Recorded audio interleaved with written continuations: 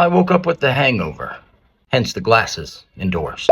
I love Douglas Adams too. The Hitchhiker's Guide to the Galaxy has, in my opinion, one of the greatest opening paragraphs of any book ever written. I always kind of aspired to be able to do that myself. For Harv Grish, the prologue is a very kind of Douglas Adams-y homage. Not that I was trying to rip him off, but I wanted to capture that vibe.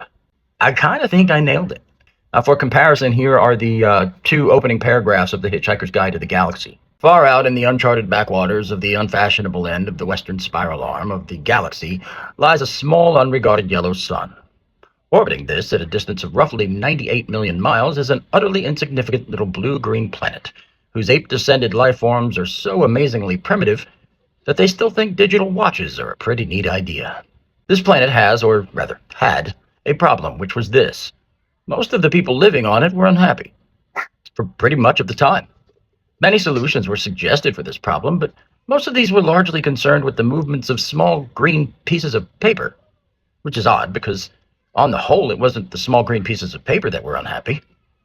And so, the problem remained. Lots of the people were mean, and most of them were miserable, even the ones with digital watches.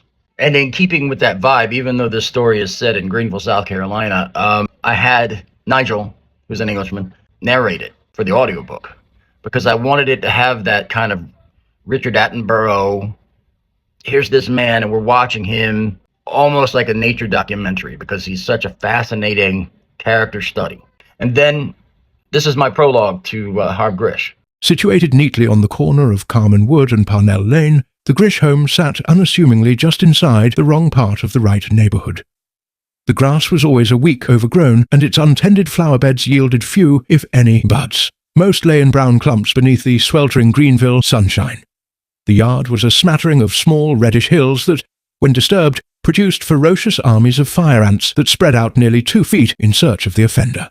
The cement landing below the front door was flanked on either side by honeysuckle bushes, whose flowery offerings withered on the branches like the ambitions of its owner. Harv Grish, our hero, was an ordinary man. An exceptionally ordinary man. His story is not unlike yours, or even mine, with one difference.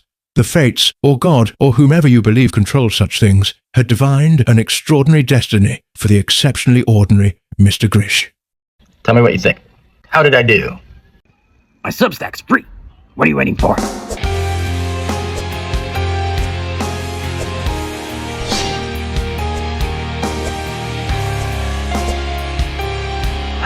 Go!